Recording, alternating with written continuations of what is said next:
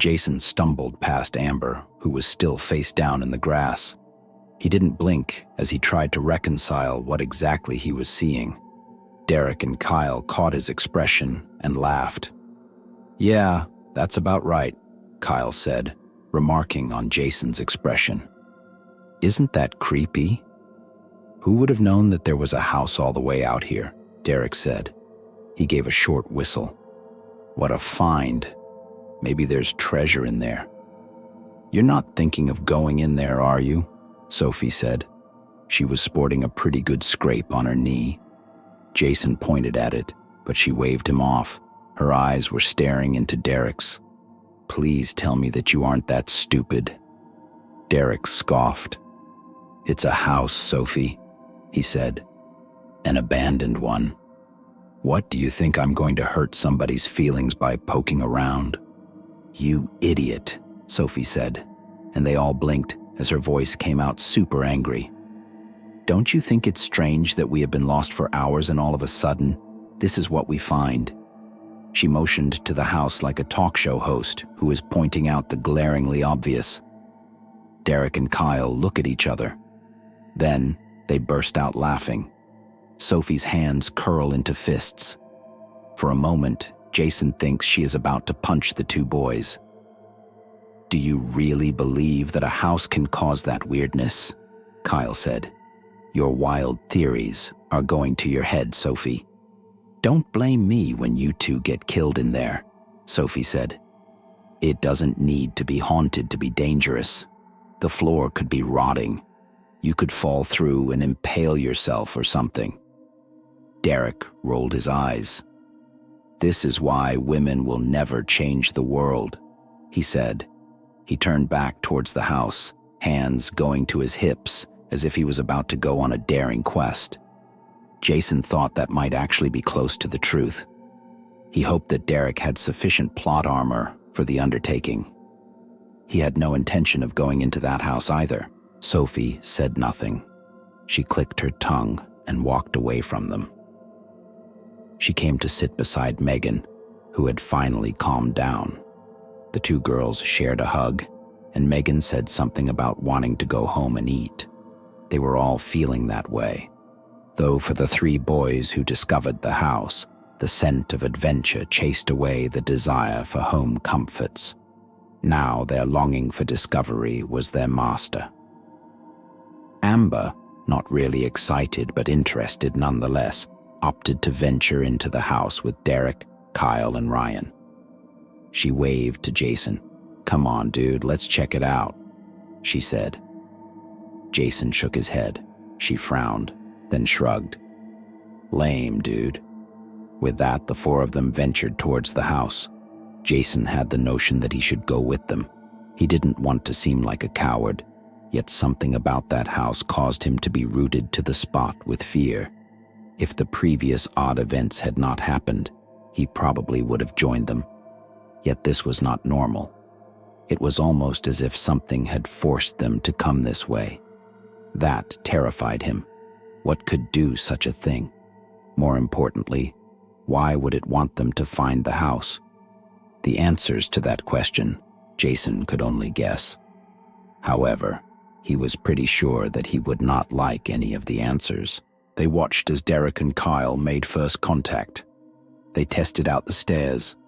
From the pleased looks on their faces, it seemed to Jason that they found the stairs to be at least moderately trustworthy. They ascended the stairs. With deliberate, cautious steps, they approached the front doorway. The entrance to the house was a yawning shadow, which Jason's eyes could not penetrate. It seemed to be a portal, like in a movie or a game. That's how dark it was to him. Finally, Derek went inside. A moment later, Kyle followed. Amber went next, though she didn't bother with being careful. She marched in there like she owned the place. Ryan, on the other hand, he started to turn back. Then, he seemed to change his mind halfway on his heels and turned back towards the house. He plodded up the steps, hesitated in front of the pitch-black doorway. Then he too went inside and disappeared from their view. They shouldn't be going in there, Megan said, her eyes puffy and red. It's a bad place. Jason looked from her to the house. He didn't want to sound superstitious. It is just a house after all, right? What harm can it do? Can hauntings, ghosts, and the paranormal really exist? Well, after today, he was much closer to being a believer. We should go over there and make sure everything is okay at least, Sophie said. Megan's eyes went wide with terror, and she clutched at Sophie's shirt. Don't, she said, practically whimpering. Please, don't go near that house. Why? Jason said. What is wrong with the house? Everything is wrong here, Megan said. Not just the house. She lowered her eyes. I can feel it. Jason didn't know what to say. Megan had always been timid and rarely spoke. This was possibly the result of her traumatizing home life. He didn't know for sure. Yet sometimes she got like this. She claimed to be sensitive to things of the other world, the unseen world. Jason has never witnessed any of the things she has shared over the years. Of all of his friend group, Megan was the one who has had the most experiences that fit the town's overall reputation for the unnatural. Still, he can't help but feel that they need to be close by in case something happens. At the same time, he doesn't want to be near the house. It has an evil look to it, which sounds silly, but he felt it all the same. At last, he came to a decision. Stay with her, he said to Sophie. I'm going to make sure everything is okay. Sophie opened her mouth, maybe to protest. Then she closed it again and nodded. Okay, she said.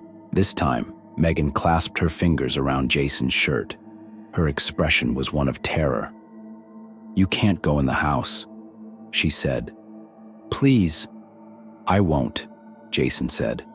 He wanted that to be true, though he had a sinking feeling that he might have to. I'll be right back. Megan's eyes told him that she didn't believe him. Still, she let go and went back to hugging Sophie, who patted her back. Sophie and Jason shared a look, and then he turned towards the house. He cleared his throat, which suddenly had gone very dry. He left the other two behind and immediately regretted it. The rock they were gathered around was in a ray of sunshine that managed to peek through the canopy.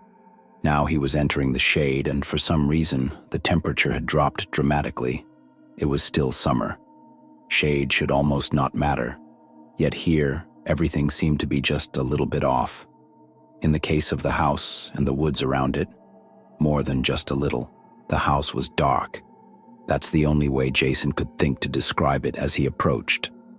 From far away, it had seemed merely run down, but closer, he could see that there was a quality to the wood of the home that he recognized. The surface almost shined. It was only when he got close enough when he realized what that effect was caused by. The home had been burned. The damage was extensive, but not complete. In fact, for how badly the fire seemed to have been, the house itself was mostly intact. Sure, the roof was caved in and the windows smashed, but overall, the integrity of the structure was surprisingly, even frighteningly minimal. Jason wondered how that was possible. Every time Jason started to remember why he was there in the first place, another oddity of the house jumped out at him. As he noticed already, the windows were shattered into jagged edges. Yet, as he looked around, there was not one shard of glass on the porch or the ground by the house. Almost as if someone had cleaned it a long time ago and just left the rest. Jason then noticed the ground around the house was barren. Nothing grew near it for a few yards. He wondered if something in the fire had made the soil toxic. Or maybe it was something else he didn't dare contemplate with much enthusiasm. As he peered around the clearing, he thought it odd to find no overgrown road. In the country, sometimes roads become forgotten for one reason or another. Without due maintenance, nature reclaims what man had disturbed. Yet there is always a sign of man's passing. The vegetation would be newer and shorter than the rest of the undisturbed land. Jason could see no discernible difference in the uniform heights of the trees. Of course, rationally, he knew this wasn't conclusive evidence that this house never had a driveway. That being said, they were a long way from any road. If one had to walk all the way here to get to their house, they would have marched through miles of wilderness without any sort of road, path, or trail. Then he thought of how they found the house. They had gotten lost, or something was purposefully misleading them. Somehow, they were guided to this house, a house with no road, one that was burned but not destroyed. Jason shivered in the almost cruel coolness of the shade. At least that's what he told himself it was, not the fear nagging at his heart. He wasn't a coward, and he didn't believe in any of the creepy things his parents had told him over the years. There was a ghost on every corner in Greywood, and a ghoul of some kind behind every tree for good measure. No, that wasn't true. They had passed all that. They had grown up. Jason set his jaw and clenched his fists. He wanted to believe that very much. Even as he thought this, the house seemed for a moment to move. It loomed, defying his rational mind and his logical notions. It was a house in the woods where no road led. It was a house that could catch fire, but never fall. Now it seemed to lean over him, its black, staring windows like eyes and the jagged glass in the edges like teeth. Jason was startled from the trance he didn't realize he was falling into when he heard a sound. It took him a moment, blinking away the fog that had creeped over him sudden and unbidden. Then he heard the sound again. It was coming from inside the house. "Jason," Derek said to him, though he sounded as if he was speaking from very far off down a long tunnel with a strong echo. "Come inside." It was Amber this time. Her voice sounded like her, but it was off somehow. It was almost sleepy. "Don't you want to explore with us?" Kyle said. "It's fun. There are so many interesting things in here," Ryan said. "You should check them out with us." Jason backed up a step, knowing that those voices could not possibly be his friends. That's when it struck him about hearing the screaming in the woods. How it sounded wrong to him. His mind tried to make sense of what was happening. He remembered when they first came to the house. There had been no sign that Derek or the others had been calling for them. They weren't in trouble or hurt. They weren't even that excited. They had simply been observing the house.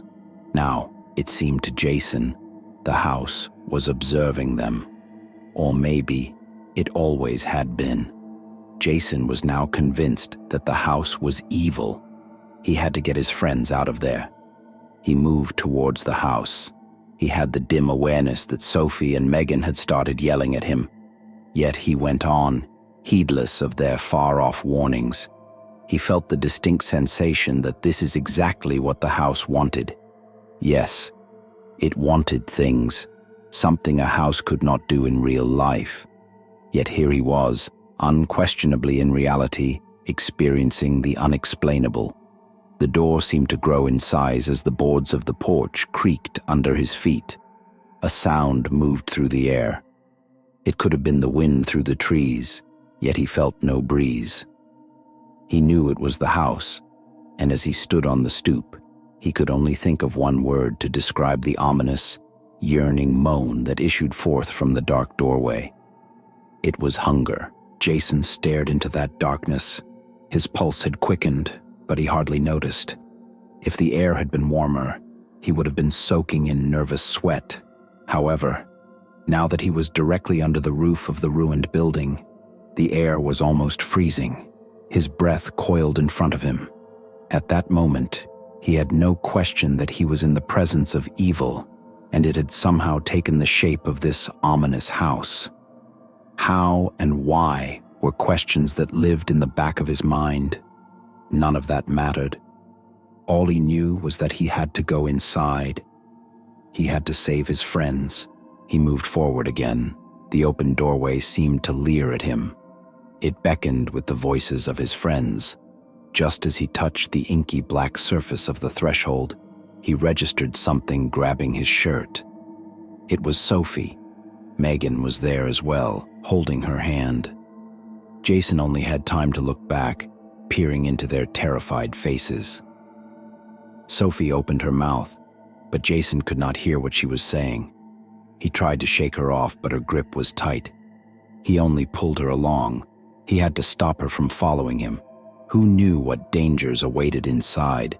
Yet when he finally managed to detach himself from her grasping fingers, it was too late. The house had swallowed them whole.